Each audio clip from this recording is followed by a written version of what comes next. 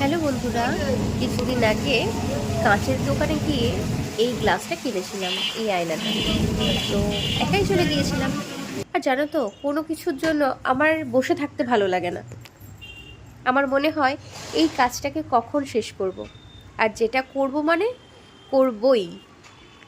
তো সেই জন্য প্রিয় মানুষটার জন্য ওয়েট না করে নিজেই চলে গিয়েছিলাম বৃষ্টির মধ্যে। দেখতেই পাচ্ছ কাচের মধ্যে বৃষ্টির ছাট রয়েছে।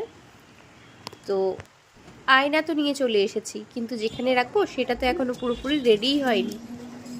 আমি দেয়ালগুলো মোটামুটি রং করে ফেলেছিলাম।